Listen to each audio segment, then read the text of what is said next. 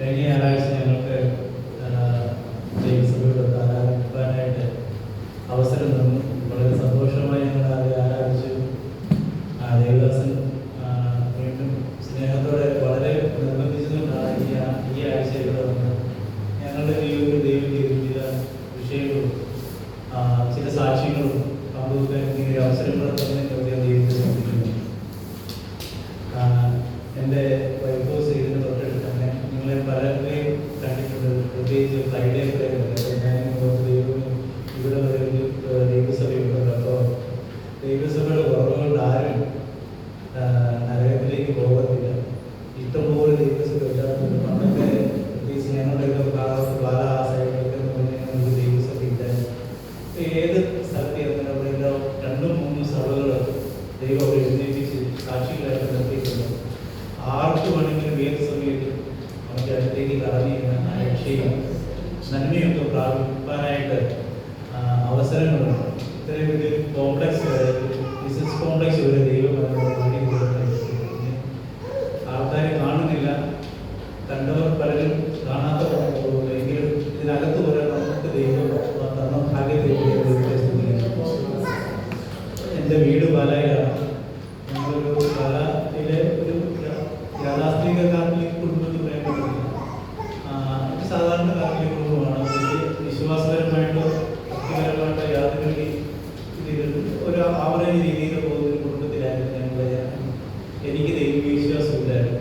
ഞാൻ വിചാരിച്ചുകൊണ്ടിരുന്നത് ഇതൊക്കെ മനുഷ്യനെ പറ്റിക്കാൻ വേണ്ടിയിട്ട് പൈസ കളക്ട് ചെയ്യാൻ വേണ്ടി ഉണ്ടാക്കി വെച്ചിരിക്കുന്ന ഒരു സെറ്റപ്പ്. കാരണം നമുക്കറിയാം, അവിടെ പോകുമ്പോൾ നമുക്ക് മനസ്സിലായി ഇവിടെ ഒരു ദൈവത്തിൻ്റെ പ്രവൃത്തി ഇല്ല, ഒരു ന്യായം ഒരു നീതി ഇല്ലാത്ത സ്ഥലത്ത് എങ്ങനെ ദൈവത്തിൻ്റെ സാന്നിധ്യം ഉണ്ടാവും. അപ്പോൾ ദൈവം മനുഷ്യൻ്റെ ഒരു കൽപ്പന മാത്രമാണെന്ന് ഞാൻ ചിന്തിച്ചു. പക്ഷേ പുറത്ത് അത്യാവശ്യം പള്ളിയിലൊക്കെ പോവുകയും അകത്ത് വിശ്വാസം അല്പം പോയില്ല.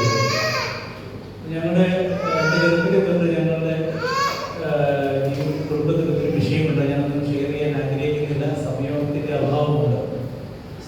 സമാധാനം എന്ന് പറഞ്ഞൊരു സംഭവം ഞങ്ങൾ അറിഞ്ഞിട്ടുണ്ട്. എപ്പോഴും എന്തെങ്കിലുമൊക്കെ പ്രശ്നം ഉണ്ടാവും. അങ്ങനെ ഒരു സമയത്ത് ഞങ്ങളുടെ വീട്ടിൽ ചില പുതിയ ആൾക്കാർക്ക് കടന്നു വരാൻ തുടങ്ങി. പ്രാർത്ഥനക്കാർ കടന്നു വരാൻ തുടങ്ങി. എൻ്റെ പപ്പായും മമ്മിയും രണ്ടാമത്തെ അനിയനും വളരെ ആവേശത്തോടെ അവരെ സ്വീകരിക്കുകയും അവരുടെ പ്രാർത്ഥനകളൊക്കെ വീട്ടിലൊക്കെ വെക്കുകയൊക്കെ ചെയ്തു. ഞാനെന്തായാലും വിചാരിച്ചതെന്ന് വെച്ചാൽ ഇവരുടെ ധൈര്യമൊക്കെ പോയി. മനുഷ്യൻ്റെ ധൈര്യം കുറയുമ്പോഴാണ് ദൈവത്തിൻ്റെ ആവശ്യം എന്നൊരു ധാരണ എനിക്കുണ്ടായിരുന്നു. പക്ഷെ കടന്നു വന്ന ആൾക്കാർ, എനിക്ക് അറിയാവുന്ന ആൾക്കാർ, നല്ല സാക്ഷ്യമുള്ളവർ, ഞാൻ അവരെ സ്നേഹിക്കുകയും ചെയ്യുന്ന ആൾക്കാർ. അതുകൊണ്ട് ഞാനും അവരെ ശ്രദ്ധിക്കാൻ പറ്റും. ഏകദേശം 1 വർഷം കഴിയുമ്പോൾ എൻ്റെ പിതാവും മാതാവും ഇളയ സഹോദരനും സ്നാനം വേണ്ടി. അപ്പോൾ ആ സ്നാനത്തിൻ്റെ ഞാനൊരു ഫോട്ടോഗ്രാഫറും കൂടി ആയിരുന്നു. ആ സമയത്ത് ഫോട്ടോ എടുക്കാൻ എന്നെ വിളിച്ചു. ഞാൻ അവിടെ പോയി ഫോട്ടോ എല്ലാം എടുത്തു. പിന്നീട് ചർച്ചിൽ എന്ത് ചെറിയ പ്രോഗ്രാം ചെയ്താലും ഫോട്ടോ എടുക്കാൻ എന്നെ വിളിക്കും. അത് ഫോട്ടോ എടുക്കാൻ വിളിക്കുന്നത് ഞങ്ങളുടെ പാസ്റ്റർ ഒരു തന്ത്രമല്ല, ഞാൻ മെസ്സേജ് കേൾക്കാൻ പറ്റും. അങ്ങനെ കുറച്ച് നാളിങ്ങനെ പോയി. അപ്പോൾ എൻ്റെ മനസ്സിൽ ചെറിയ രീതിയിൽ സംശയം, നീ ഞാൻ ദൈവം ചെയ്തു പോകുന്നതോ? ഞാൻ വിളിച്ച് ദൈവമേ, ഈ ദൈവം ദൈവം ഉണ്ടെന്ന് ചോദിച്ചു. ഈ പറയുന്ന പോലെ രണ്ടാമതൊക്കെ വന്നു കഴിയുമ്പോഴത്തേനും നമ്മുടെ ഒന്നാമത് കഷ്ടപ്പാടുകളും ബുദ്ധിമുട്ടൊക്കെയാണ്. ഇതിൽ കൂടുതൽ ആളുകൾക്ക് ഇതിൻ്റെ സംശയങ്ങളൊക്കെ ഇങ്ങനെ മനസ്സിലിരിക്കുകയാണ്. അന്നേരം മനസ്സ് പറയുന്നത് അതൊന്നുമില്ല, ഇങ്ങനെ ഒരു ഫ്രെയിം ചെയ്ത് വെച്ചിരിക്കുന്ന കുറച്ച് കാര്യങ്ങൾ. അപ്പോൾ ആ സമയത്ത് തോമസ് മാണെന്ന് പറഞ്ഞൊരു ദേവദാസൻ ഞങ്ങളുടെ ചർച്ചിൽ 3 ദിവസത്തേക്ക് ഒരു അന്ത്യകാല സംഭവങ്ങളെ പറ്റി ഒരു ക്ലാസ് എടുക്കാൻ വേണ്ടി കടന്നു. അപ്പോൾ 3 ദിവസവും ഞാൻ എൻ്റെ പ്രോഗ്രാം വീഡിയോ റെക്കോർഡ് ചെയ്തിട്ടുണ്ട്. 3 ദിവസം കഴിയുമ്പോഴത്തേക്ക് എനിക്ക് ഒരു ശാന്തിയില്ല, ഭയങ്കര ടെൻഷനുണ്ട്. ഞാനിങ്ങനെ ഇദ്ദേഹം പറഞ്ഞ കാര്യങ്ങളൊക്കെ ശരിയാണെങ്കിൽ, കുറേ കാര്യങ്ങൾക്ക് ശരിയാണ്, എനിക്ക് അങ്ങനെയുള്ള കാര്യങ്ങളാണ്. അധികം താമസിക്കാതെ ഈ കർത്താവ് വരും. വന്നു കഴിഞ്ഞാൽ വിശ്വസിക്കാതെ എല്ലാവരും നരകത്തിലേക്ക് പോകും. അപ്പം അങ്ങനെ ഞാനിങ്ങനെ ഇരുന്ന സമയത്ത് എൻ്റെ ഭാര്യ എൻ്റെ അടുത്ത് വന്നിട്ട് പറഞ്ഞു, ഇത് നമ്മളോടുള്ള മെസ്സേജാണ്, നമുക്ക് സ്നാനപ്പെടണം. ഞാൻ അവളോട് എന്ന് പറയുമ്പോൾ ഒക്കെ സ്നാനപ്പെട്ടേക്കാം.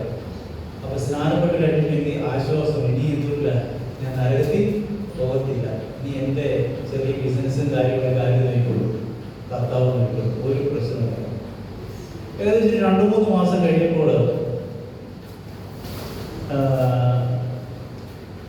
അവസ്ഥയൊക്കെ വളരെ മോശം. നേരത്തെ എന്ന് പറഞ്ഞാൽ എങ്ങനെയെങ്കിലുമൊക്കെ അത്യാവശ്യം കഴിച്ചു പോകുന്നുണ്ട്, ഒരു രക്ഷയില്ല. ഞാൻ സ്നാനപ്പെടാൻ വന്ന് അന്ന് കോട്ടയത്തുള്ള ഒരു ദേവദാസനുണ്ട്, പാസ്റ്റർ ഗിരീഷ്ണോ ഒരുപക്ഷെ നിങ്ങൾ കേട്ടിട്ടുണ്ടാവും. അദ്ദേഹം വന്ന് എന്നോട് പറഞ്ഞു, സഹോദരനെ ദൈവവേലയ്ക്ക് വേണ്ടി തിരഞ്ഞെടുത്തിരിക്കുന്നു. അപ്പൊ ഞാൻ വിചാരിച്ച എൻ്റെ അടുത്ത് അനിയനിട്ടുണ്ട്, അവനെ വളരെ ഭക്തനായ മനുഷ്യൻ. കാരണം ഞാൻ ഏതായാലും എൻ്റെ സ്വഭാവം വെച്ചോട്ട് ദൈവവേലയ്ക്കെന്നല്ല, ഒരു വേലയ്ക്ക് പ്രകടനാണ്, അതുകൊണ്ട് ഒരിക്കലും എന്നെ ഒരു സ്പെസിഫിക് ബ്രദറിനെ തന്നെ. ഞാൻ മനസ്സിൽ പറഞ്ഞു വിശ്വാസിക്കാൻ, പക്ഷേ ഒരു കാരണവശാലും ശുശ്രൂഷയ്ക്ക് ഇറങ്ങത്തില്ല. അങ്ങനെ ഞാനിങ്ങനെ മനസ്സിൽ പറഞ്ഞു. പിന്നീട് പല പ്രാവശ്യം കണ്ട് വചനത്തോട് ദൈവം ഇടപെട്ടു. നിങ്ങളെ മനുഷ്യരെ പിടിക്കുന്നവരാകുന്ന വചനത്തോട് ദൈവം സംസാരിച്ചു. ലാസ്റ്റ് ദൈവം പറഞ്ഞു, നിങ്ങളെ വിലക്കെടുക്കുന്നത് മനുഷ്യർക്ക് അടിമയായി. ഈ സമയത്തേക്ക് ഞാൻ അത്യാവശ്യം ഫോട്ടോഗ്രാഫി ചെറിയ കൺസ്ട്രക്ഷൻ്റെ പരിപാടിയൊക്കെ ഇങ്ങനെ ഉൾക്കൊള്ളുന്ന സമയത്ത് ഒരു രീതിയിലും നിൽക്കാനാവാത്ത സാഹചര്യത്തിലേക്ക് ശരിക്കും ഞാൻ അന്ന് രക്ഷിക്കപ്പെട്ടു. എൻ്റെ ഒരു സുഹൃത്തിൻ്റെ വീട്ടിലൊരു പ്രേയറിനെ എന്നെ വിളിച്ചത്, ഞങ്ങളുടെ ചർച്ച വേറെ ഏത് ചർച്ച. അവിടെ ചെന്നു ഞാനിങ്ങനെ ടെൻഷനിരിക്കുകയാണ്. പറഞ്ഞ ദേവദാസൻ്റെ വന്ന ദേവദാസൻ്റെ അടുത്ത് തന്നെ തലയൊക്കെ വെച്ച് പറഞ്ഞു, നീ ഇപ്പോൾ ചിന്തിച്ചുകൊണ്ടിരിക്കുന്ന പ്രശ്നത്തിന് ഇന്ന് 4 മണിക്ക് എനിക്ക് ഉത്തരവാണ്.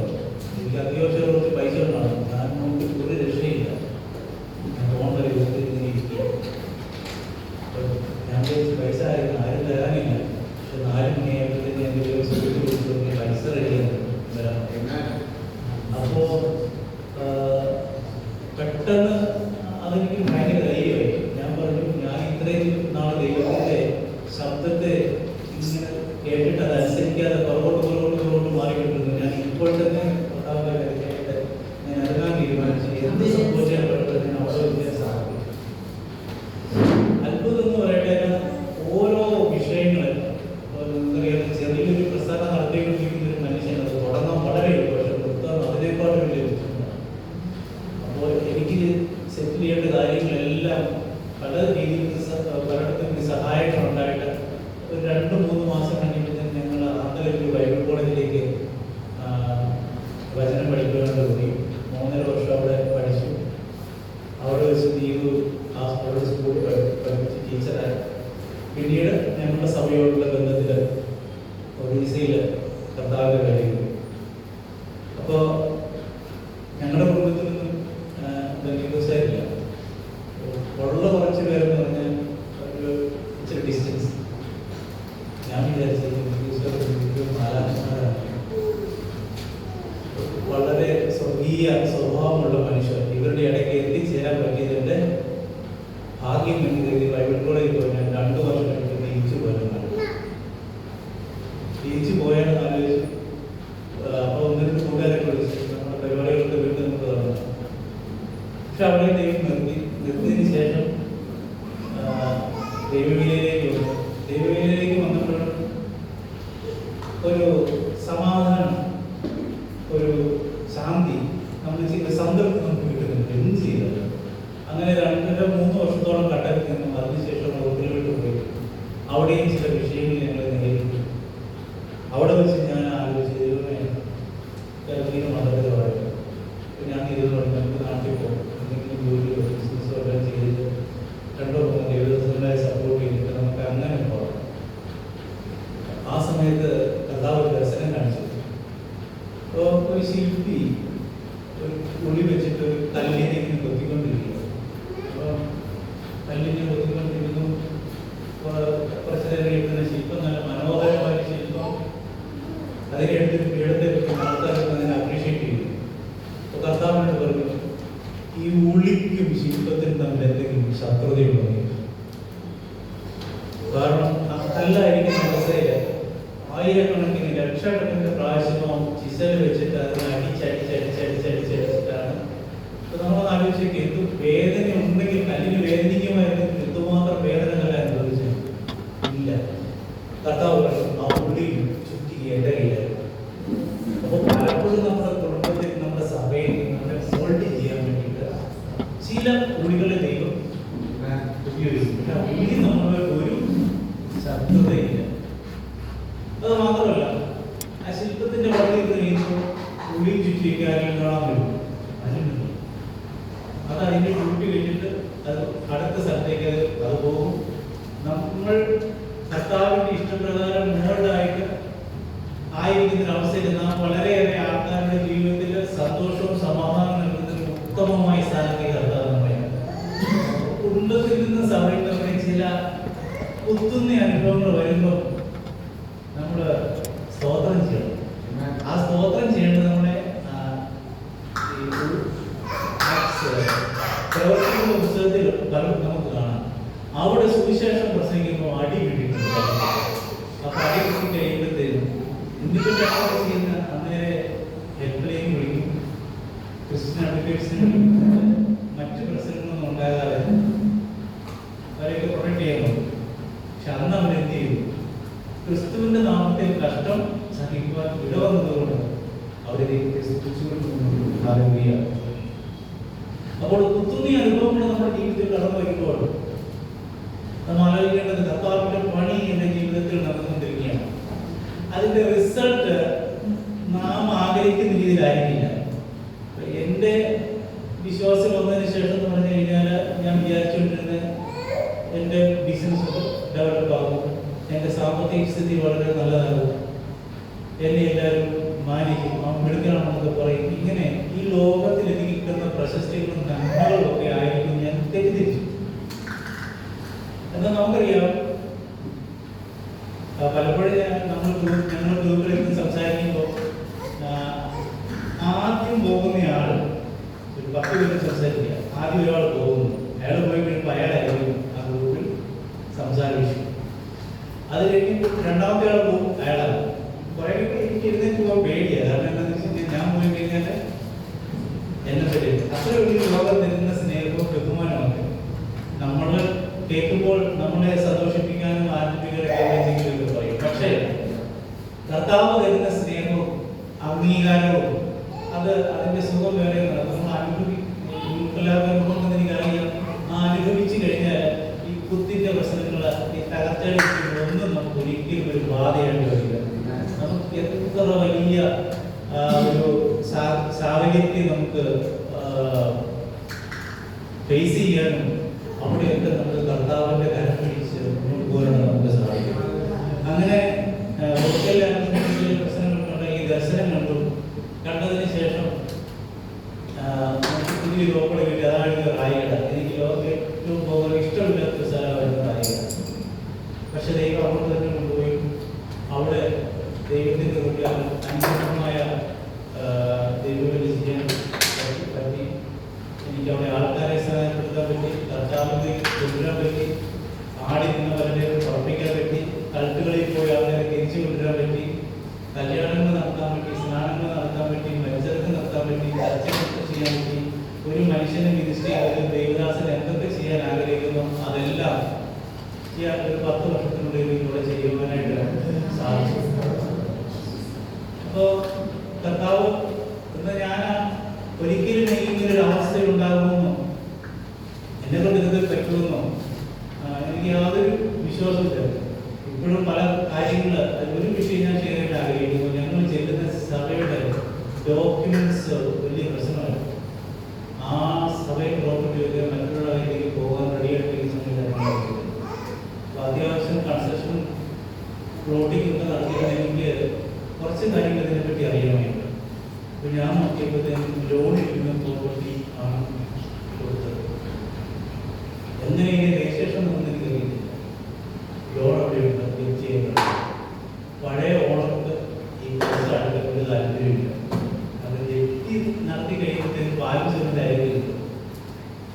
അത് അവരെ പ്രൊട്ടക്ട് ചെയ്യുന്ന കുറച്ച്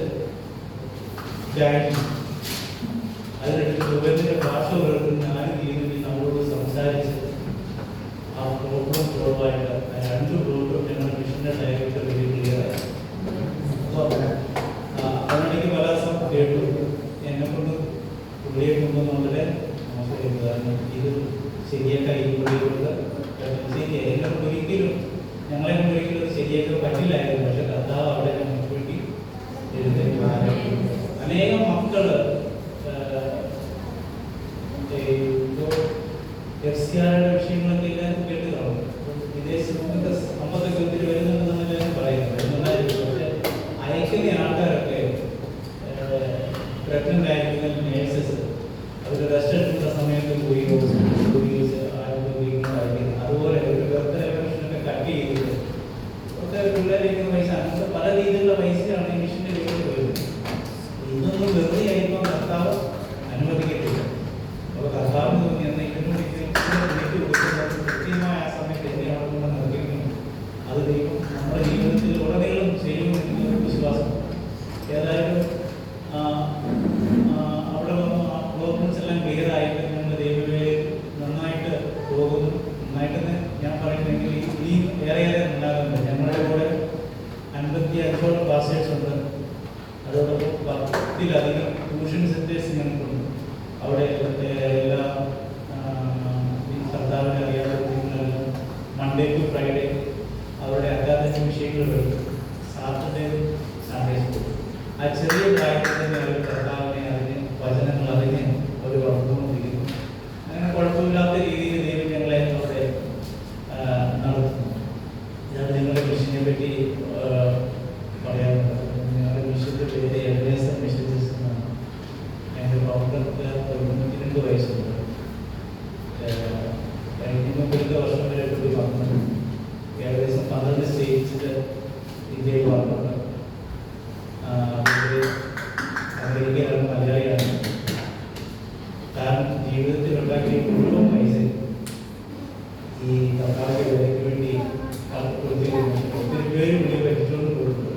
പുള്ളിയുടെ മാത്രമല്ല, പുള്ളിയുടെ കുറച്ച് റിലേറ്റീവ്സിൻ്റെ മക്കളൊക്കെ പൈസ അവരുടെയൊക്കെ പ്രാർത്ഥനയും സപ്പോർട്ടുമാണ് കൊടുത്തുകൊണ്ടിരിക്കുക. അദ്ദേഹത്തിൻ്റെ പേര് തോമസ് എബ്രഹാമാണ്. നമുക്ക് പ്രാർത്ഥിക്കുക. കഴിഞ്ഞ മാസം വരാനായിരുന്നു. 22 വയസ്സ് കഴിഞ്ഞു.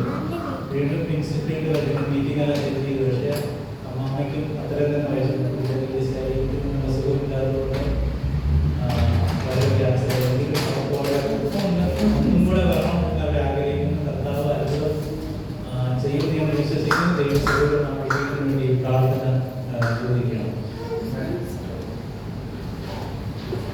ചെറിയൊരു ആലോചന ദൈവം തന്നത് ദൈവ അവസരത്തിലേക്ക് മുമ്പ് വെക്കുവാനായിട്ട് ആഗ്രഹിക്കുകയാണ്. നമുക്ക് ഇന്നത്തെ വചനമാണ് ഒരു ക്രിസ്തുവിലായി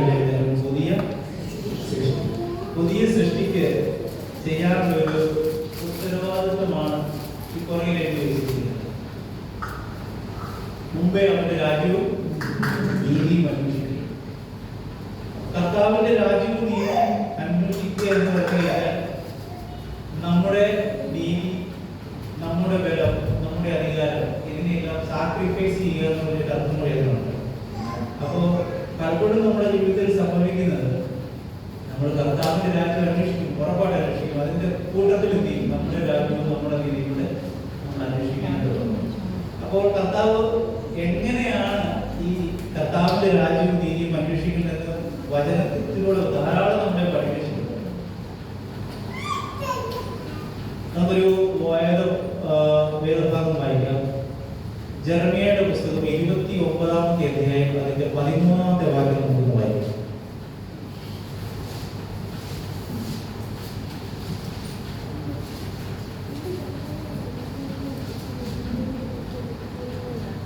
നിങ്ങൾ എന്നെ അന്വേഷിക്കും, പൂർണ്ണ ഹൃദയത്തോടെ അന്വേഷിക്കുമ്പോൾ നിങ്ങൾ എന്നെ കണ്ടെത്തും. ആമേൻ. അവിടെ ആദ്യം നിങ്ങൾ എന്നെ അന്വേഷിക്കും. നാം പലപ്പോഴും അന്വേഷിക്കുമ്പോൾ എന്ത് ചെയ്യുന്നു? നമ്മുടെ ജീവിതത്തിൽ കർത്താവിന്റെ സാന്നിധ്യം നമുക്ക് അനുഭവിക്കാനായിട്ട് പറ്റുന്നു. നാം ഭാരപ്പെടുന്ന വിഷയത്തിന്മേൽ ദൈവത്തിന്റെ പ്രവൃത്തി നമ്മൾ ആഗ്രഹിക്കുന്നില്ല. പക്ഷേ എന്ത് ചെയ്യുന്നു? ആ പ്രവൃത്തി നടക്കുന്നില്ല. അപ്പൊ സ്വാഭാവികമായിട്ട് നമ്മൾ എന്ത് ചെയ്യും? ഒന്നിൽ നമ്മൾ പ്രാർത്ഥനയിൽ മടുത്തു പോകും. രണ്ടാമത് നമ്മൾ ചെയ്യാൻ ആഗ്രഹിക്കുന്ന വിഷയം എന്താണെന്ന് വെച്ച് കഴിഞ്ഞാൽ നമ്മൾ എന്ത് ചെയ്യും? പ്രഗത്ഭരായിട്ടുള്ള ആൾക്കാരുടെ അടുത്തേക്ക്, പ്രവാചകന്മാരുടെ അടുത്തേക്ക്, വലിയ ശുശ്രൂഷന്മാരുടെ അടുത്തേക്ക് നമ്മളിങ്ങനെ പോകും. നമ്മൾ മനസ്സിലാക്കേണ്ട ഒരു കാര്യം, ഇപ്പോൾ നാം ഇവിടെ കർത്താവിന്റെ നാമത്തിൽ കൂടി വന്നിരിക്കുമ്പോൾ നമ്മുടെ നടുവില് ഇവിടെ വെളിപ്പെട്ടിരിക്കുന്ന കർത്താവിന്റെ സാന്നിധ്യമുണ്ട്. പലപ്പോഴും നമ്മുടെ ആത്മീയ കണ്ണുകൾ നാം അതിനെ കാണുന്നില്ല. ആ കർത്താവിന് ചെയ്യാൻ പറ്റാത്ത ഒരു അത്ഭുതവും അത്ഭുതത്തിന് വേണ്ടി നാം ആവശ്യമാണെങ്കിൽ ആ സമയത്ത് ചെയ്യുവാൻ കഴിവുള്ള ശക്തനുമായിട്ടാണ് കൂടെ ഇരിക്കുന്നത്. ഹല്ലേലൂയ. പിന്നെ ഞാൻ ആഗ്രഹിക്കുന്ന അത്ഭുതം എന്താ? എൻ്റെ ആഗ്രഹമാണ്.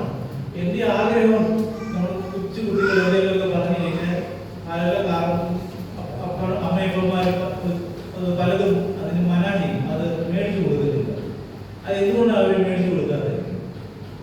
അവർക്കറിയാം. കാരണം ഈ പ്രായത്തിൽ അവൻ്റെ അത് കിട്ടിക്കഴിഞ്ഞാൽ, അല്ലെങ്കിൽ കൊച്ചിൻ്റെ അത് കിട്ടിക്കഴിഞ്ഞാൽ അതിന് ഗുണമല്ല, ദോഷങ്ങളുണ്ടാവും. ഇത് നമ്മളെക്കാൾ മുന്നേ അറിയാവുന്ന കർത്താവ് ഒരു സമയപരിധി വെച്ചിട്ടുണ്ട്. പലപ്പോൾ ചിലപ്പോൾ അപ്പൊ നമ്മൾ എന്ത് ചെയ്യുന്നുണ്ട്, ആ സമയപരിധിക്ക് മുന്നേ അത് കിട്ടുവാൻ വേണ്ടിയിട്ട്. നമുക്കറിയില്ല നാളെ അത് കിട്ടിക്കഴിയുമ്പോഴത്തേക്ക് അത് നമുക്ക് നന്മയാകുമോ ദോഷമായി തീരുമെന്ന് അറിയില്ല. എങ്കിലും നാം അതിനുവേണ്ടി നാം ആഗ്രഹിക്കും. ഇത് പിശാചിന്റെ ചെറിയ തന്ത്രം.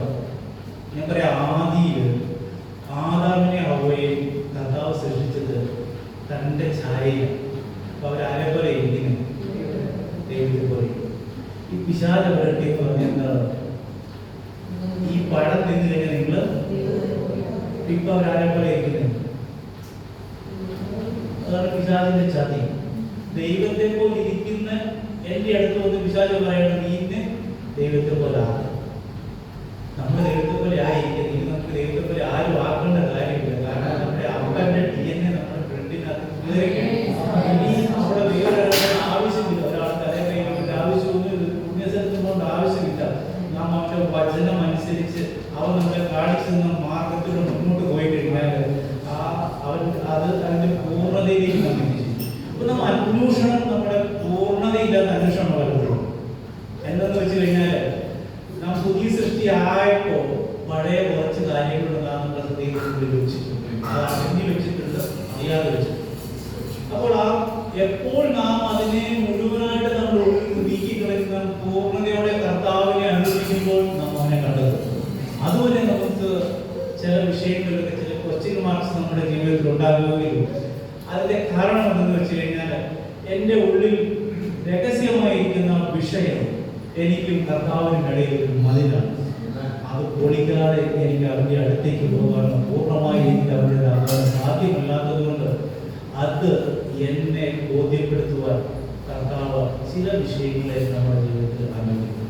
അപ്പോൾ അത് നാം മനസ്സിലാക്കിയതിനു ശേഷം, ആ മേഖലയിൽ നാം ജയം പ്രാപിച്ചതിന് ശേഷം പൂർണ്ണ ഹൃദയത്തോടുകൂടി നാം കർത്താവിനെ അന്വേഷിക്കുമ്പോൾ നാം കർത്താവിനെ കണ്ടെത്തും. പിന്നെ ലോകപ്രകാരമുള്ള ഒരു സംഭവം നമുക്ക് കിട്ടിയില്ലെങ്കിലും ഒരു പ്രശ്നമില്ല.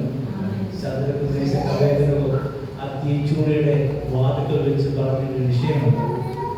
ഞങ്ങൾ സേവിക്കുന്ന ദൈവം നിന്റെ ഈ തീച്ചൂടയിൽ ഞങ്ങളെ വിളിക്കാൻ ഇല്ലെങ്കിൽ, കാരണം ഇന്ന് രക്ഷപ്പെട്ടാലും കുറഞ്ഞൊരു കാലത്തിനുള്ളിൽ ഈ ശ്വാസം നിന്നു നമുക്കറിയാം. അപ്പൊ അതിനപ്പുറം കർത്താവ് നമ്മളെ കരുതി വെച്ചിരിക്കുന്ന മഹാദാനത്തിന്റെ ദർശനം പ്രാപിച്ചിട്ടാണ് ഈശോയുടെ വാദത്തിൽ അങ്ങനെ പറയുന്നത്. കാരണം ഞാനടക്കമുള്ള ആൾക്കാരെ ആ തീച്ചൂട എങ്ങനെയെങ്കിലും ഒന്ന് ഒഴിവാക്കി തരണമേ. ആ തീച്ചൂടയിൽ അവരെ വീണപ്പോൾ ആദ്യമായിട്ട് ക്രിസ്തു രാജാവിനെ മനസ്സിലായി, കിങ്കരന്മാർക്ക് മനസ്സിലായി. നമ്മൾ 3 പേര് കിട്ടും, 4ാമതൊരാൾ കൂടി ഉണ്ട്. അവരെ കണ്ടിട്ട് ദൈവപുത്രനെ പോലെ ഇരിക്കുന്നു. ഹല്ലേലൂയ. അപ്പോൾ ആ ദൈവിക സാന്നിധ്യം അറിയണമെങ്കിൽ ആ കർത്താവിനോട് അത്രയും ചേർന്ന് നിൽക്കുന്ന ഒരു സന്തോഷ അനുഭവത്തിലേക്ക് കൊണ്ടുപോകാനായിട്ടാണ് ആ തീച്ചൂടയോടെ വന്നത്. ഹല്ലേലൂയ. അതല്ലാതെ നമ്മളെ മുടിപ്പിക്കാനോ കഴിക്കാനോ നമ്മളെ നശിപ്പിക്കാനോ ഒന്നുമല്ല ഒരു സത്യം നാം മനസ്സിലാക്കണം. കാരണം നാം വിശ്വാസത്തിൽ ആയതിനു ശേഷം, വിശ്വസിച്ചതിന് ശേഷം നമ്മളെ നയിക്കുന്നത് പരിശുദ്ധാത്മാവാണ്, കർത്താവാണ്. അവന് ഇഷ്ടമുള്ളിടത്തോട് നമ്മളെ കൊണ്ടുപോകും. അപ്പോൾ അവൻ കൊണ്ടുപോകുന്ന സ്ഥലത്തൊക്കെ ചിലപ്പോൾ ലോകപ്രകാരമായിട്ട് നാം ചിന്തിക്കുമ്പോൾ നമുക്ക് ബുദ്ധിമുട്ടും കഷ്ടപ്പാട് സങ്കടങ്ങളും ഉണ്ടെങ്കിലും അതിനൊക്കെ ദൈവത്തിന്റെ ഉദ്ദേശമുണ്ട്. അതിനൊക്കെ ചില നന്മകളുണ്ട്. നമ്മുടെ ജീവിതത്തിൽ ആയിരിക്കുന്നില്ല, മറ്റുള്ളവരുടെ ജീവിതത്തിൽ നന്മയ്ക്ക് ഒരു സ്രോതസ്സായിട്ടായിരിക്കും നമ്മളെ കൊണ്ടുപോകുന്നത്. അത് മനസ്സിലാക്കി കർത്താവിന്റെ ഇഷ്ടം പൂർണ്ണമായിട്ട് മനസ്സിലാക്കി നാം അന്വേഷിക്കുമ്പോൾ നാം കർത്താവിനെ കണ്ടെത്തും. ഹല്ലേലൂയ. ഒരു വാക്യം നമുക്ക് വായിക്കാം. യെശയ്യാവിന്റെ പുസ്തകം 58:2.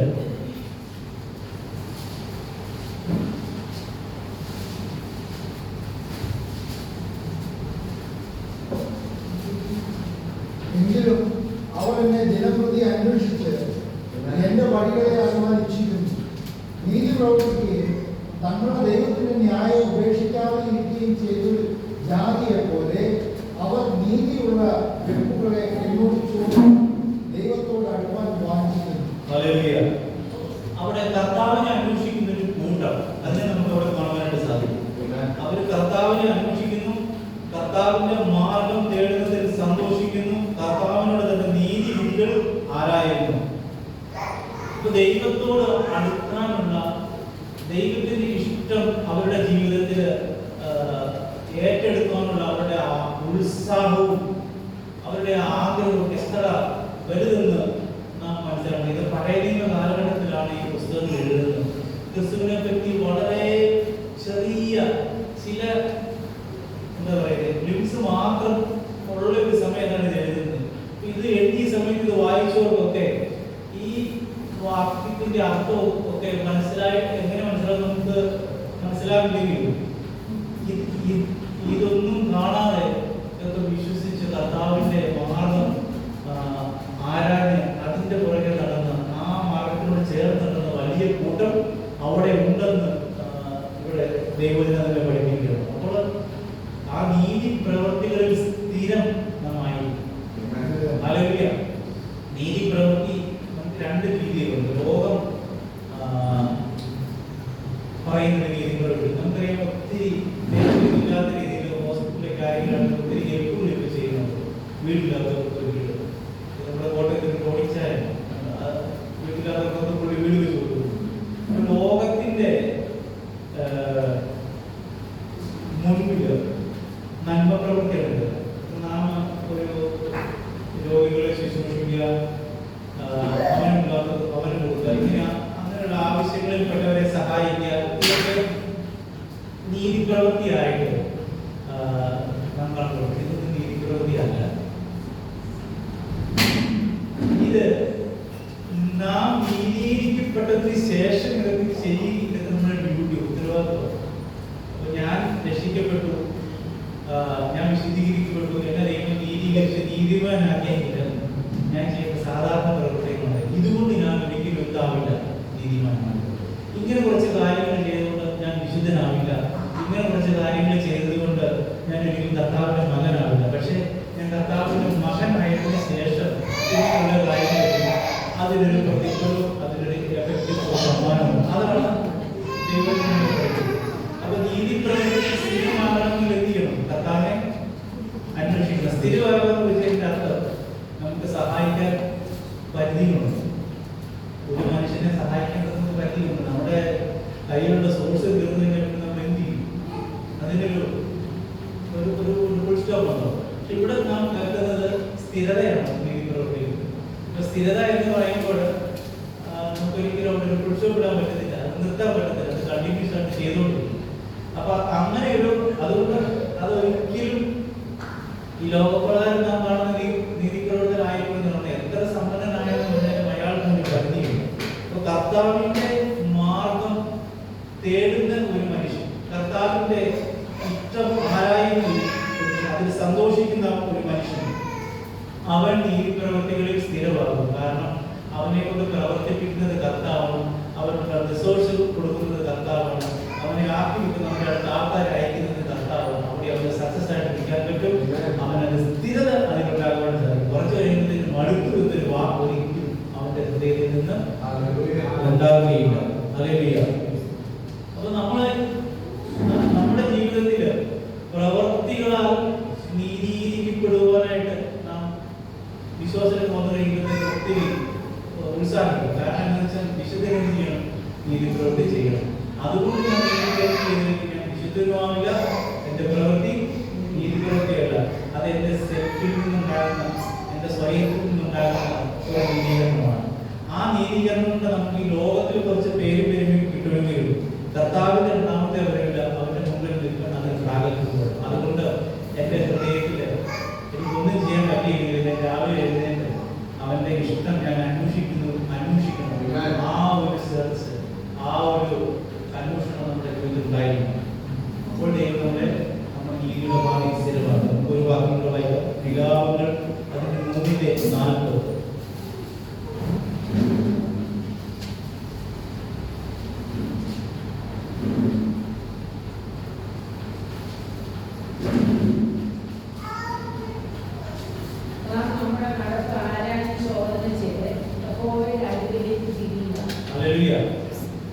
അത് ഭയങ്കര ബുദ്ധിമുട്ടുള്ള കാര്യമാണ്. നമ്മളെ നമുക്ക് സഹോദരനെ നമ്മുടെ അടുത്തിരിക്കുന്നയാളെ നമുക്ക് സഹോദരനെ നമുക്ക് യാതൊരു ബുദ്ധിമുട്ടില്ല. കൃത്യമായിട്ട് എവിടെയാണെങ്കിലും പാട്ട് ഏത് വചനത്തിലാണ് നമ്മുടെ വീക്ക്നസ് ഇതെല്ലാം നമുക്കറിയാറുണ്ട്. പക്ഷെ എൻ്റെ നടപ്പ് ഞാൻ ശോധന ചെയ്യാവുന്ന വലിയ പ്രശ്നമാണ്. ഈ പ്രശ്നം എന്ന് വെച്ച് കഴിഞ്ഞാൽ നമുക്ക് അങ്ങനെ ആ ഒരു മേഖലയിലേക്ക് കർത്താവിനെ കൊണ്ടുപോകാനുള്ള താല്പര്യമില്ല. കാരണം ഞാൻ നന്നായിട്ടിരിക്കുകയാണ്. അപ്പം ഈ കർത്താവ് കൂടുതൽ നന്നാക്കേണ്ട കാര്യമില്ല.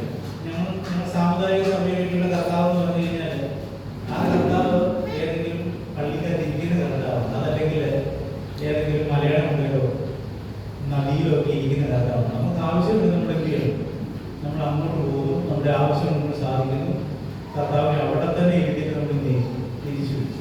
അപ്പോൾ പിന്നെ വരുമ്പോൾ നമുക്ക് കർത്താവിൻ്റെ ആവശ്യം ഞങ്ങളെയൊക്കെ സ്ഥലത്ത് അല്പം കൂടെ വ്യക്തിപരമായ കർത്താവ്. കാരണം കർത്താവിന് എന്തെങ്കിലും ചെയ്യണമെങ്കിൽ കർത്താവിനെ പറ്റത്തില്ല. നമ്മൾ എന്ത് ചെയ്യണം? മധ്യസ്ഥന്മാരെ കൂടെ കൊണ്ടുപോകും. ആശുപത്രി കേസിട്ടാണെങ്കിൽ അതിനൊരു മധ്യസ്ഥം, കല്യാണം നടത്താൻ വേറൊരു മധ്യസ്ഥം, ഒത്തിരി മധ്യസ്ഥന്മാരെ കൊണ്ട് പോകും. അപ്പം നമ്മൾ ഈ സമുദായത്തിൽ നിന്നൊക്കെ ഇങ്ങോട്ട് വന്നതിന് ശേഷം അതിൻ്റെ ചെറിയ ഭാഗം നമ്മുടെ പ്രത്യേകതകളിൽ സൂക്ഷിച്ചു അങ്ങോട്ട് കർത്താവിനെ കൊണ്ടുവരാൻ താല്പര്യമില്ല. എൻ്റെ ജീവിതത്തിൽ ഞാൻ കർത്താവ് എൻ്റെ കൂടെ ഇരിക്കാൻ ഞാൻ ഇഷ്ടപ്പെടാത്ത സമയമേതാണ്. എൻ്റെ ജീവിതത്തിൽ എനിക്ക് എൻ്റെ കർത്താവിനെ കൂടെ കൊണ്ടുപോകാൻ ഇഷ്ടമില്ലാത്ത വഴികൾ ഏതൊക്കെയാണ്? ഇത് നാം ശോധന ചെയ്യും. എല്ലാ സ്ഥലത്തും എനിക്ക് എൻ്റെ കർത്താവിനെ കൂടെ കൊണ്ടുപോകാൻ പറ്റുമെങ്കിൽ ഉറപ്പായിട്ട് വിശ്വസിക്കാൻ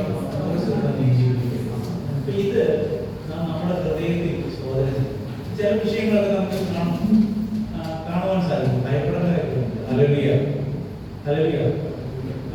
100% നീതിമാനായിട്ട് ഈ ലോകത്ത് വരാൻ ആരുമില്ല. ആരെങ്കിലും പറയുന്നുണ്ടെങ്കിൽ മനുഷ്യൻ നുണ പറയുകയാണ്. 100% നീതിമാനായിട്ട് ഇരിക്കുന്നത് കർത്താവ് മാത്രമേ ഉള്ളൂ. അവന്റെ കൃപയാണ് ഞാൻ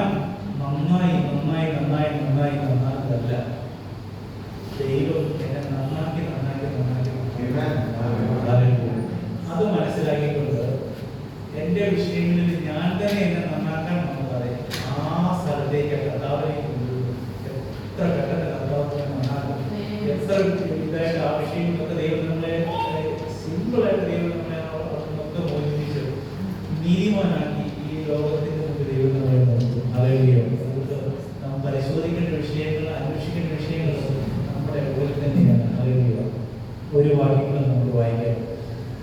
2 തിമോത്തി 3:16-17.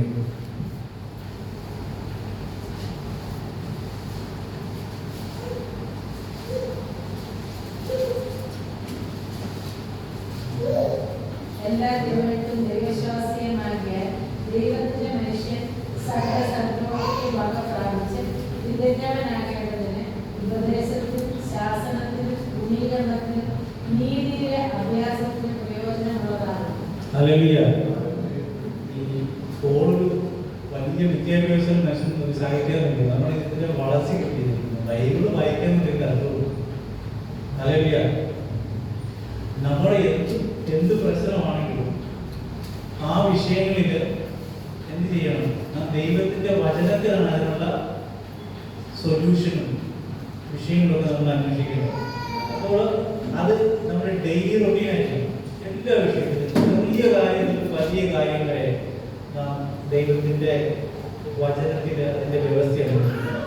എനിക്കറിയാം, എനിക്ക് ചെയ്യാനറിയാം, ഞാൻ ഇത്രയൊന്നും പറ്റിയത്, എന്നാലും കുഴപ്പമില്ല, ഒന്നുകൂടെ നാം അന്വേഷിക്കുക. അപ്പോൾ ഒരു ചില മിക്സിയുടെ ബെറ്ററായിട്ട് വഴി ദൈവം നമ്മളെ പഠിപ്പിക്കുന്നു. അപ്പോൾ ചെറിയ വിഷയങ്ങൾ നമ്മുടെ വീട്ടിൽ നാം അരി മേടിക്കാൻ പോകുന്ന വിഷയത്തിൽ നാം വചനത്തിന്റെ അടിസ്ഥാനത്തിൽ ചെയ്യാൻ പഠിക്കണം. അങ്ങനെ പഠിച്ചു കഴിക്കുന്നത് ദൈവവചനം നമ്മുടെ വിഷയങ്ങൾ അന്വേഷണം ഒരു റൊട്ടീനായിട്ട് ഈ വചനത്തിൽ നിന്ന് അകന്നു പോയില്ല. വിശാലം ഒരിക്കലും നമ്മൾ ഇതിൽ നിന്ന് അകറ്റി കളയാൻ സാധിക്കില്ല. ചെയ്യുന്നൊരു കാര്യം ദൈവവചനത്തിൽ നിന്ന് അകറ്റി കളയുക എന്നുള്ളത് മാത്രമേ ചെയ്യുന്നുള്ളൂ. ദൈവം പറഞ്ഞിരിക്കുന്ന വിഷയത്തിൽ നിന്ന് അതിൽ നിന്ന് നമ്മളെ മാറ്റി അത്രേ ഉള്ളൂ. അപ്പോൾ അവിടെ നിന്ന് നമ്മൾ പോയിട്ടുണ്ടെങ്കിൽ പിന്നെ നമ്മൾ അതൊന്നും ചെയ്യേണ്ട കാര്യമില്ല. നമ്മൾ എവിടെയെങ്കിലും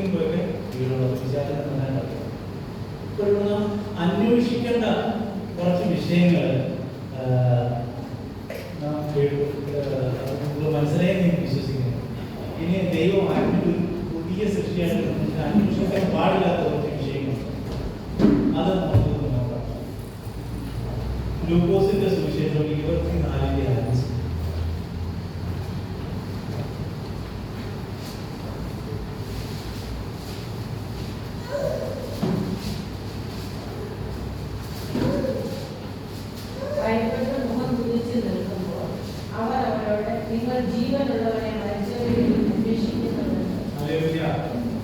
ജീവനുള്ളവനെ മരിച്ചവരുടെ ഇടയിൽ നമ്മുടെ ജീവിതത്തിൽ അത് പ്രാക്ടിക്കലായിട്ട് വന്നു കഴിയുമ്പോഴത്തേക്കും ലോകത്തിലുള്ള ഒരു വിഷയത്തിനു വേണ്ടി നാം കർത്താവിനെ അന്വേഷിക്കരുത്. ഹല്ലേലൂയ. ഇപ്പോൾ നമുക്കറിയാം എന്ത് വിഷയം ഉണ്ടെങ്കിൽ നിങ്ങളുടെ വിഷയങ്ങൾക്കെല്ലാം ഒരു സൊല്യൂഷൻ ആരാണ്? കർത്താവ്. നിങ്ങളുടെ കടബാധ്യതയുള്ളവരാണോ? കർത്താവ്. രോഗിയാണോ? കർത്താവ് നിങ്ങളുടെ രോഗമാണ്. തിമോഥെയോസിന് വൈറസ് പോളെന്ന് എഴുതിയത് ഞാൻ നിഴലെടുപ്പിക്കുന്നത് മുമ്പ് പൗലോസിന്റെ പൗലോസ് പോയപ്പോൾ അദ്ദേഹത്തിന്റെ നിഴലുകൾ വേണ്ടി ആൾക്കാരെ എന്ത് ചെയ്യും?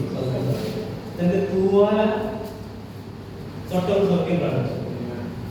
ആ സുന്ദരമായ ഗോപുരത്തിന്റെ വാദത്തിൽ നിന്നുകൊണ്ട് നീ എഴുന്നേറ്റ് നടന്നു പറഞ്ഞിട്ട് എഴുന്നേറ്റ് തിമോഥിയോട് ഇതേതെങ്കിലും കൂട് പറഞ്ഞു, ഞാൻ തൂവാല അതല്ലെങ്കിൽ ഞാൻ ഇന്ന തത്വത്തിൽ നീ വെയിലുള്ള സമയത്ത് നിഴലെടുക്കും, അതല്ലെങ്കിൽ ഞാൻ എഴുന്നേറ്റ്.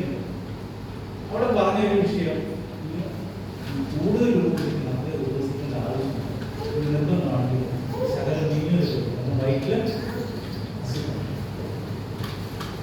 നമുക്കിതൊരു കോൺട്രാഡിക്ഷൻ ആയിട്ട് തോന്നുന്നുണ്ട്. എനിക്കറിയില്ല, ഇവിടെ പ്രശ്നിക്കാൻ വേണ്ടിയ വിഷയമാണ്. ഒരു കോൺട്രാഡിക്ഷൻ നമുക്ക് തോന്നാം. എന്റെ കർത്താവിനെ കിട്ടിക്കഴിഞ്ഞു കഴിഞ്ഞാൽ എനിക്ക് സൗഖ്യത്തിന്റെ ആവശ്യമില്ല, എനിക്ക് വിടുതലിന്റെ ആവശ്യമില്ല. എന്റെ കടബാധ്യത ഉണ്ടെങ്കിൽ ഇല്ലെങ്കിൽ എനിക്കൊരു പ്രശ്നമില്ല. ആ ഒരു മാനസികാവസ്ഥയിലേക്ക് നാം മാറണം. ഈ കൂടുതൽ കൂടുതലേ പറയുന്നത്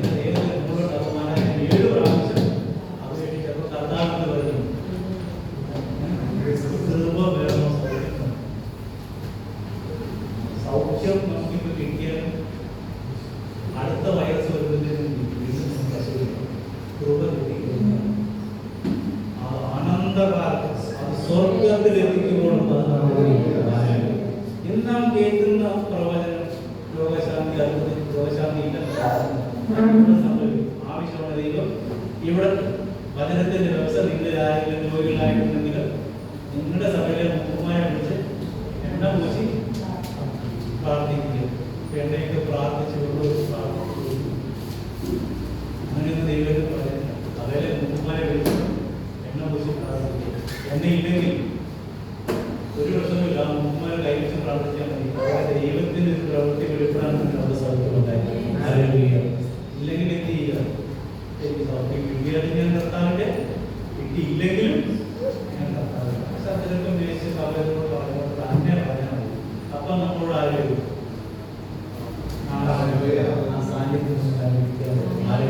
അതൊക്കെ ദൈവം നമ്മുടെ അനുഭവിക്കപ്പെട്ട ദൈവം ഇതെല്ലാം നമ്മളിനി അത് വേണ്ട എനിക്ക് മതി. ഈ താൽക്കാലികമായിട്ടുള്ള ഒഴിവ് മാറുന്നത് ഒരു തെറ്റിദ്ധാരണ വിശ്വാസങ്ങളെ പഠിക്കാൻ പോകുക. നമുക്കറിയാം ഉക്രൈനും റഷ്യയും തമ്മിൽ യുദ്ധമുണ്ടായി. ആ യുദ്ധത്തിന് മുമ്പ് രണ്ട് രാജ്യങ്ങളുടെയും അവസ്ഥ എന്തും നല്ലതായിരുന്നു, പ്രശ്നങ്ങളൊക്കെ ഉണ്ടായിരുന്നു. പക്ഷേ ഇപ്പോൾ ആ രണ്ട് രാജ്യത്തിന്റെ അവസ്ഥയും എന്ന് പറഞ്ഞാൽ ഏത് സമയത്തും ഈ അവസ്ഥകളൊക്കെ മാറാം. നമ്മുടെ എല്ലാ വരുമാന മാർഗങ്ങളും അടയ്ക്കാൻ കൊറോണ ഒറ്റ വൈറസിന് സാധിച്ചു. ഇങ്ങനെയുള്ള കാര്യങ്ങളൊക്കെ അധികം പ്രത്യാശപ്പെടുത്തും. കാരണം ദൈവത്തിന്റെ കൃപ എനിക്ക് പകർന്നിട്ടുണ്ട്, അതിൽ നിറയുന്നുണ്ടെങ്കിൽ എനിക്കൊന്നും ആവശ്യമില്ല. നമ്മളെ പഠിപ്പിക്കാനാണ് ദൈവം. അല്ലാതെ ദൈവത്തിന് സത്യം കൊടുക്കാതിരിക്കാൻ, സത്യം ഇന്ന് പോലും പഠിപ്പിക്കാൻ വേണ്ടിയിട്ട് അലയിട്ട് വെച്ചിട്ടുണ്ട്. ഇതിനേക്കാൾ അപ്പുറമായിട്ട് നാം ആശ്രയിക്കേണ്ട ദൈവത്തിന്റെ കൃപയിലാണെന്ന് നമ്മളെ പഠിപ്പിക്കാൻ വേണ്ടിയിട്ടാണ് എഴുതി വെച്ചിരിക്കുന്നത്.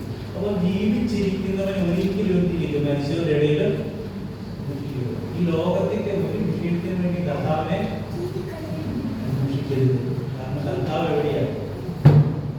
അവൻ ഉന്നതത്തിൽ ഉന്നതത്തിൽ ആയതുകൊണ്ട് നാം ആ വിഷയങ്ങൾ അന്വേഷിക്കുക. അങ്ങോട്ട് പോകുമ്പോൾ എന്തെങ്കിലും പ്രശ്നമുള്ള കാര്യം അന്വേഷിക്കാനാണ് ദൈവം പറഞ്ഞിരിക്കുന്നത്. അപ്പോൾ നാം അന്വേഷിക്കുക ഒരു കാര്യമാണ് മരിച്ചവരെ ജീവിച്ചിരിക്കുന്നതിനെ മരിച്ചവരുടെ ഇടയിൽ അന്വേഷിക്കാൻ പാടില്ല. പിന്നെ രണ്ടാമതൊരു വിഷയം മത്തായിയുടെ സുവിശേഷം 12:39.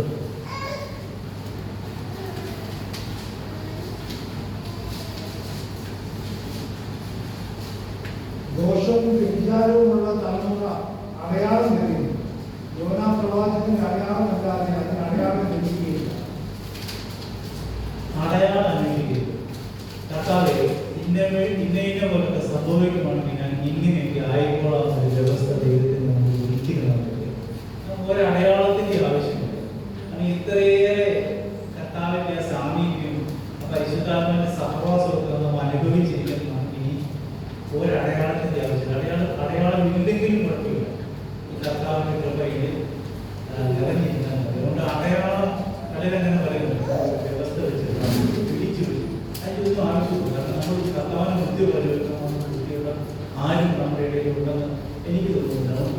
100% ഒരു ശിശു ഒരു കൊച്ചു കുഞ്ഞു അമ്മയെ എപ്രകാരം അത് എന്ത് ചെയ്യുന്നു അതുപോലെ നാം കർത്താവിനെ എത്ര വലിയ വിഷയമാണ്, ചെറിയ വിഷയമാണ് നമുക്ക് ഡിപ്പെൻഡ് ചെയ്യുന്നില്ല. അപ്പോൾ ആ കർത്താവിൻ്റെ കരുതലും അവൻ്റെ സ്നേഹമൊക്കെ നമുക്ക് മനസ്സിലാക്കാൻ ഒരു വാക്കുകൾ വായിച്ചിട്ട് ഞാൻ എൻ്റെ മെസ്സേജ് നിർത്തുവാനായിട്ട് ആഗ്രഹിക്കുന്നു. അപ്പോസ്തലപ്രവൃത്തി 1:6.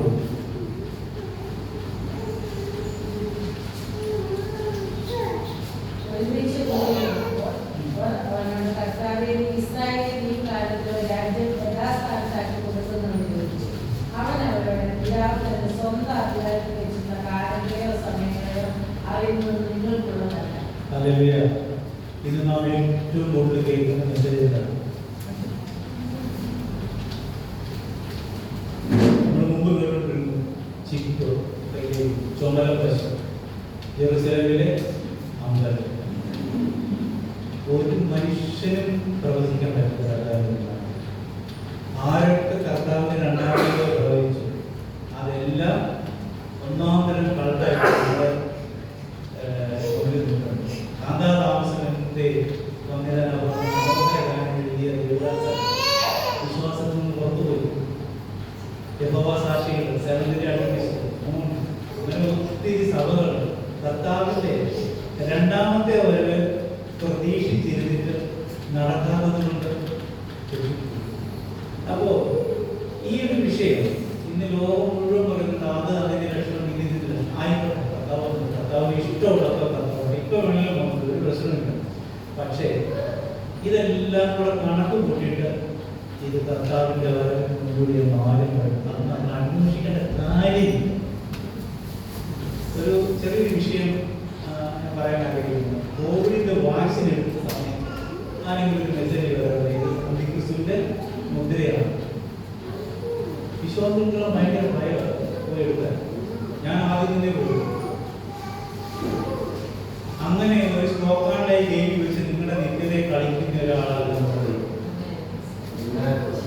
അന്തിക്രിസ്തുവിന്റെ മുദ്ര വ്യക്തമായിട്ട് അവന്റെ പ്രതിമയെ നമസ്കരിച്ചാൽ ഇന്നതാണെന്ന് അറിഞ്ഞുകൊണ്ട് തന്നെയാണ് സ്വീകരിക്കുന്നത്.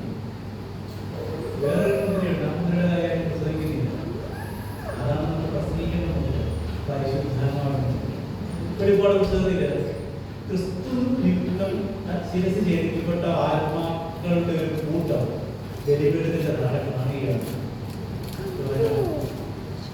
അപ്പോ അവർ കർത്താവേ എത്രത്തോളം നീ ഞങ്ങളുടെ രക്തത്തിന്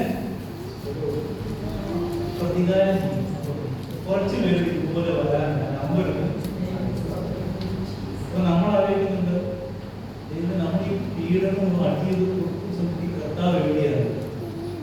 കർത്താവ് അവിടെ ആഗ്രഹിക്കുന്ന ഒരു കാര്യം എന്താണെന്ന് വെച്ച് കഴിഞ്ഞാൽ നമ്മൾ മരിച്ചാൽ വലിയൊരു സന്തോഷവും ഉത്സാഹവും ഒരാൾക്കും അതേസമയത്ത് സുവിശേഷം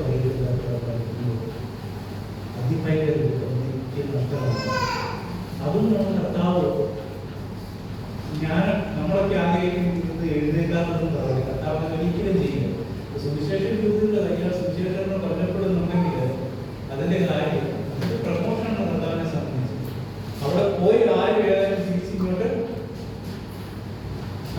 എത്ര കരഞ്ഞാലും കാറിയാലും അവർ വരില്ല. അവരാഗ്രഹിക്കുന്ന നമ്മളായിരിക്കും. അതുകൊണ്ട് ഈ കർത്താവിന്റെ രണ്ടാമത്തെ വരവിനെപ്പറ്റി നാം പഠിക്കുന്നതും പ്രസംഗിക്കുന്നതും ഒരുങ്ങുന്നതും വളരെ നല്ലതാണ്. പക്ഷേ അത് ഇന്ന സമയത്തിനുള്ളിൽ വരും, 2030 വരും എന്നൊക്കെ ആരെങ്കിലും പറയുകയാണെങ്കിൽ ദൈവം അവരുടെ മെസ്സേജ് നിങ്ങൾ കേൾക്കുക. അത് പിതാവ് അധികാരത്തിൽ വെച്ചിരുന്ന കാര്യമാണ്. ശിഷ്യന്മാർക്കും അപ്പോസ്തലന്മാർക്കും പോലും അത് അറിയേണ്ട ആവശ്യമില്ല. നമുക്കും അറിയേണ്ട ആവശ്യമില്ല. പിന്നെ ഒരുക്കം കർത്താവിന്റെ രണ്ടാമത് അത് നാം തകർക്കരുത്. അത് യുദ്ധം വരുമ്പോഴും ചെയ്യാം, അല്ലാത്തപ്പോഴും പട്ടിണി വരുമ്പോഴും ചെയ്യാം, അല്ലാതെ കൊറോണ ഉള്ളപ്പോഴും ചെയ്യാം, അല്ലാത്തപ്പോഴും ചെയ്യാം.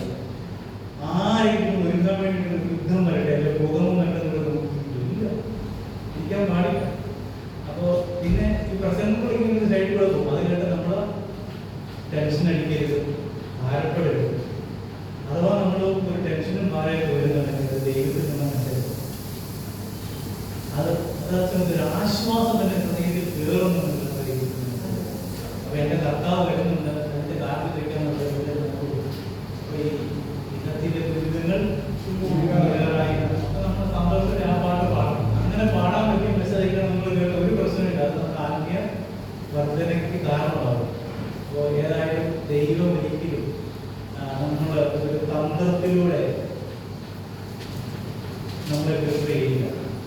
അതിന്റെ രണ്ടാമത്തെ വരവ് കാലം നിൽക്കുമ്പോൾ ആരുടെ ഉള്ളിൽ ക്രിസ്തു കൊണ്ട് അവരെല്ലാം പിന്മയമായ രൂപം പ്രാപിക്കും. ക്രിസ്തുവിനോട് മരിച്ചവർ അവരാരും പിന്നീട് ക്രിസ്തു ഉള്ളിലുള്ളത് അതേ ഉള്ളൂ. അതിനകത്ത് വേറെ ക്രൈറ്റീരിയാസ് ഒന്നുമില്ല. അപ്പൊ ക്രിസ്തുവിനെ നമ്മുടെ ഉള്ളിൽ ഇങ്ങനെ നിറച്ചെടുക്കുക. അപ്പൊ അതിന് തടസ്സമായി നിൽക്കുന്ന വിഷയങ്ങൾ എന്തെങ്കിലും നാം ഓരോ ദിവസവും അന്വേഷണം നടത്തുക. ഇപ്രകാരമുള്ള ഒരു മെസ്സേജ് കേട്ട് ആരും ദയവ് ചെയ്ത് പേടിക്കുന്നത് ഒരു ഇഞ്ചക്ഷൻ ഒരു മരുന്ന് കൊണ്ടുവല്ല സംരക്ഷിക്കുന്നുണ്ട്. അപ്പോൾ പരിശുദ്ധമാന്റെ മുദ്ര എന്നിലുണ്ടോ, അതെങ്ങനെ എനിക്ക് കിട്ടും, ഇതിനെപ്പറ്റിയാണ് നമ്മൾ ആലോചിക്കുന്നത്. പരിശുദ്ധ മുദ്ര ഉണ്ടോ? നമ്മൾ വിശ്വസിച്ച് അച്ചാരവേണ്ട സംഭവമായി അതൊരു ഹെൽപ്പർ, ഒരു ഡ്രൈവർ, അതുപോലെ ഒരു ബ്യൂട്ടീഷ്യനൊക്കെയാണ് നമ്മൾ ഒത്തിരി ബ്യൂട്ടി അതിനുണ്ട്. അത് പ്രത്യേകിച്ചുണ്ട്. അപ്പൊ നമ്മൾ എന്ത് ചെയ്യണം? ആ കർത്താവ് വിളിക്കും, നമ്മൾ ആ കർത്താവിനോട് ചേർന്ന് കർത്താവ് ചെയ്തു ആരോഗ്യം. അപ്പോൾ എത്ര വലിയ കൊറോണ വന്നോട്ടെ, എന്ത് ഈ ലോകത്ത് സംഭവിച്ചോട്ടെ, ഏതൊക്കെ രാജ്യങ്ങൾക്ക് യുദ്ധം നടത്തിക്കോട്ടെ, എത്ര വലിയ ദുഃഖം ഉണ്ടായിക്കോട്ടെ, അതൊക്കെ നമ്മുടെ കർത്താവിന്റെ വരവിന്റെ ലക്ഷണങ്ങളാണ്. പക്ഷെ ഇപ്പൊ വരുമെന്ന് മാത്രം നമ്മൾ പറയുന്നത്. ഞാൻ ഈ ലക്ഷണമൊന്നും ഇല്ലെങ്കിലും ഒരുങ്ങിക്കൊണ്ടിരിക്കുക. കാരണം ആ സമയം ഒരു പ്രവാചകൻ ഒരു പ്രൊഫസർ കണക്കൂട്ടി പറയുന്നില്ല ആരുടെ ചോദ്യം വരും. ഞാൻ ഈ വിഷയം പറഞ്ഞതിന്റെ കാര്യം എന്താണെന്ന് വെച്ച് കഴിഞ്ഞാൽ ആ കൊറോണ സമയത്ത് ഒത്തിരി പേര് ഭാരപ്പെട്ടു. അങ്ങനെ വലിയ കാലത്തിന്റെ മെസ്സേജ് ലോകം മുഴുവൻ വരും. ഒത്തിരി പേര് ടെൻഷൻ എടുക്കും. എന്റെ വിശ്വാസത്തിലുള്ള ഞാൻ ആദ്യം തന്നെ ഞാൻ അങ്ങനെയൊന്നും നമ്മളെ പറ്റിക്കുന്ന ദൈവമൊന്നുമല്ല. അതറിയോ ഒത്തിരി ദൈവങ്ങളുണ്ട്. ഒരാൾ നമ്മളെ കുടുംബത്തിലൊരു മരിച്ചു കഴിഞ്ഞാൽ നമുക്ക് ഇതെല്ലാം 10-15 ദിവസത്തിൽ കഴിഞ്ഞിട്ടാണ് വരാൻ പറ്റും. അതുപോലെ എല്ലാ വസ്ത്രങ്ങളും ഒത്തിരി ഇതുണ്ട്.